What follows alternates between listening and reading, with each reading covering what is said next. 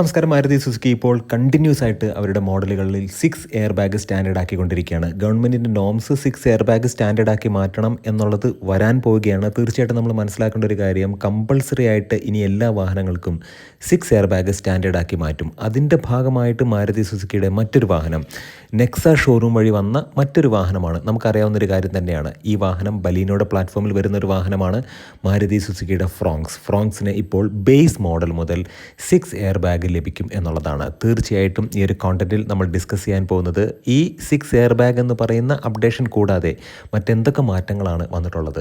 എല്ലാവർക്കും എഞ്ചിൻ ബേയുടെ മറ്റൊരു വ്ളോഗിലേക്ക് ഹാർദമായ സ്വാഗതം. നമ്മുടെ വ്ളോഗൊക്കെ ഇഷ്ടപ്പെടുന്നുണ്ടെങ്കിൽ തീർച്ചയായിട്ടും നമ്മുടെ ചാനലും സപ്പോർട്ട് ചെയ്യുക, സബ്സ്ക്രൈബ് ചെയ്യുക, മാക്സിമം ലൈക്ക് ചെയ്യുക, ഷെയർ ചെയ്യുക, കമൻറ്റ് ചെയ്യുക. വളരെ പുതുമയുള്ളൊരു കാര്യമൊന്നുമല്ല. നമുക്കറിയാം 2024 ഏപ്രിൽ മാസം മുതൽ തന്നെ മാരുതി സുസുക്കി ഒഫീഷ്യലി പറയുന്നുണ്ടായിരുന്നു ഈ വർഷം കഴിയുമ്പോൾ തന്നെ അവരുടെ എല്ലാ മോഡലുകൾക്കും 6 എയർ ബാഗ് സ്റ്റാൻഡേർഡ് ആക്കി മാറ്റും എന്നുള്ളത്. അപ്പോൾ ഫ്രോങ്സിന് എന്തായാലും 6 എയർ ബാഗ് വരും എന്ന് നമുക്ക് അറിയാമായിരുന്നു. എസ്പ്രസോ, ഇഗ്നിസ് ഈ രണ്ട് വാഹനങ്ങൾക്ക് മാത്രമാണ് ഇപ്പോൾ 6 എയർ ബാഗ് അല്ലാതെ അല്ലെങ്കിൽ 6 എയർ ബാഗ് ആക്കാതെ മാറ്റി വെച്ചിട്ടുള്ളത്. അപ്പോൾ എന്തുകൊണ്ടാണെന്ന് ചോദിച്ചിട്ടുണ്ടെങ്കിൽ ഇനി അങ്ങോട്ട് വാഹനം വിൽക്കണം എന്നുണ്ടെങ്കിൽ 6 എയർ ബാഗ് സ്റ്റാൻഡേർഡ് ആക്കി മാറ്റണം. അപ്പോൾ അങ്ങനെ ഒരു സന്ദർഭത്തിൽ പോലും ഈ പറയുന്ന എസ്പ്രസോയും അതുമാത്രമല്ല ഇഗ്നിസിനെയും മാറ്റി നിർത്താനുള്ള കാരണം എന്താണ്? കാരണം അതിനെ മുമ്പോട്ട് കൊണ്ടുപോകണ്ട എന്നായിരിക്കും കമ്പനിയുടെ തീരുമാനം. അല്ലെങ്കിൽ അതിനെ റീപ്ലേസ് ചെയ്തുകൊണ്ട് മറ്റൊരു വാഹനത്തെ അല്ലെങ്കിൽ മറ്റ് 2 വാഹനങ്ങളെ കൊണ്ടുവരാനായിരിക്കും കമ്പനിയുടെ താല്പര്യം. എന്തായാലും ഇവിടുത്തെ കാര്യമെന്ന് പറയുന്നത് ഫ്രോങ്സിന് 6 എയർ ബാഗ് സ്റ്റാൻഡേർഡ് ആക്കി എന്നുള്ളതാണ്. ഇപ്പോൾ അതിൻ്റെ വില 7,59,000 മുതൽ 12,90,500 വരെയാണ്. അങ്ങനെ നോക്കുമ്പോഴത്തേക്കും മുൻപുണ്ടായിരുന്ന വിലയേക്കാൾ 0.5% വർധനവാണ്. 4,000 രൂപ ഓൾമോസ്റ്റ് ഓരോ വേരിയൻറ്റിനും വർദ്ധിപ്പിച്ചു എന്നുള്ളതാണ്. നമ്മൾ നോക്കുമ്പോഴത്തേക്കും ഇതൊരു വലിയൊരു അപ്ഡേഷൻ എന്ന് പറയാൻ കഴിയില്ല. കാരണം ഫ്രോങ്സിൻ്റെ 3 വേരിയൻറ്റ്, ടോപ്പ് എൻഡ് വേരിയൻ്റ് ആയിട്ടുള്ള ആൽഫ, അതിന് തൊട്ട് താഴെയുള്ള സീറ്റ, പിന്നെ ഡെൽറ്റ പ്ലസ്, ഇങ്ങനെയുള്ള 3 വേരിയൻറ്റിനും ഓൾറെഡി 6 എയർ ബാഗ് സ്റ്റാൻഡേർഡ് ആയിട്ടുണ്ട്.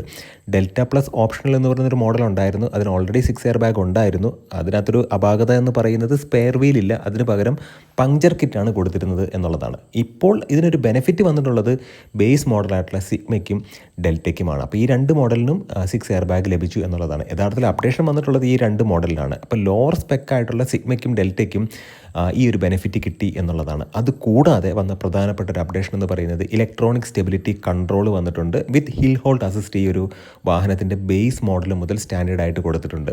പ്രധാനപ്പെട്ട ഒരു സേഫ്റ്റി അപ്ഡേഷൻ തന്നെയാണ്. കൂടാതെ തന്നെ ഐസോഫിക്സ് ആങ്കറേജസ് വന്നിട്ടുണ്ട്. അത് ചൈൽഡ് സേഫ്റ്റിയെ എൻഹാൻസ് ചെയ്യാനായിട്ട് ഒരുപാട് സഹായിക്കും. പിന്നെ അത് മാത്രമല്ല 3 പോയിൻറ്റ് സീറ്റ് ബെൽറ്റ് വിത്ത് റിമൈൻഡറും വന്നിട്ടുണ്ട്. അതായത് നമ്മൾ ഈ ജിംനിയിലൊക്കെ കണ്ടിട്ടുള്ള രീതിയിൽ സീറ്റ് ബെൽറ്റ് കണക്ട് ചെയ്യാതെ വെച്ചിട്ടുണ്ടെങ്കിൽ, ഇപ്പോൾ പാസഞ്ചേഴ്സ് ഇല്ല എന്നുണ്ടെങ്കിൽ പോലും ആ സീറ്റ് ബെൽറ്റ് കൃത്യമായിട്ട് നമ്മൾ ബക്കിൾ ചെയ്ത് വെക്കണം. അതല്ലെന്നുണ്ടെങ്കിൽ ഈ റിമൈൻഡർ വാർണിംഗ് ഇങ്ങനെ അടിച്ചുകൊണ്ടിരിക്കും. യഥാർത്ഥത്തിൽ ഒരു ലോഡ് സെൻസറും കൂടെ ഈ ഒരു വാഹനത്തിൻ്റെ സീറ്റിൽ കൊടുക്കേണ്ടതാണ്. അതാണ് ഏറ്റവും പ്രധാനപ്പെട്ട കാര്യം. പിന്നെ ഫാക്ടറി ഫിറ്റഡ് ആയിട്ടുള്ള ഒരു CNG കിറ്റ് ഓൾറെഡി ഈ ഒരു വാഹനത്തിലുണ്ട്. അത് നമുക്കറിയാം. അത് ബേസ് മോഡലായിട്ടുള്ള സിഗ്മ മുതൽ അവൈലബിൾ ആണ്. ടോപ്പ് എൻഡ് വേരിയൻറ്റിലൊന്നും CNG കിറ്റ് അവൈലബിൾ അല്ല. അപ്പോൾ CNG അവൈലബിൾ ആയിട്ടുള്ളത് സിഗ്മ വേരിയൻറ്റിലും അത് മാത്രമല്ല ഡെൽറ്റയിലും മാത്രമാണ്. പിന്നെ നമ്മൾ ഇതിലേക്ക് നോക്കുകയാണെന്നുണ്ടെങ്കിൽ 1 ലിറ്റർ ടർബോ പെട്രോൾ അവൈലബിൾ ആണ്. 1.2 നാച്ചുറലി ആസ്പിറേറ്റഡ് 4 സിലിണ്ടർ, വളരെ റിഫൈൻഡ് ആയിട്ടുള്ള എഞ്ചിനാണ്. അപ്പോൾ തീർച്ചയായിട്ടും ഇതൊരു പ്രധാനപ്പെട്ട അപ്ഡേഷനാണ്. പക്ഷേ ഇതിലൂടെ നമ്മൾ മനസ്സിലാക്കേണ്ട ഒരു കാര്യം, എസ്പ്രസോയും ഇഗ്നിസും ഇത് രണ്ടും വെന്റിലേറ്ററിലാണ്. തീർച്ചയായിട്ടും ഈ ഒരു കോണ്ടന്റ് ഉപകാരപ്രദമായി എന്ന് വിശ്വസിക്കുന്നു. നല്ല ഇൻഫോർമേറ്റീവ് ആയിട്ടുള്ള വീഡിയോസ് ആണ് നമുക്ക് വീണ്ടും കാണാം. നിങ്ങളുടെ സ്നേഹത്തിനും സപ്പോർട്ടിനും ഒരിക്കൽ കൂടെ നന്ദി. നമസ്കാരം.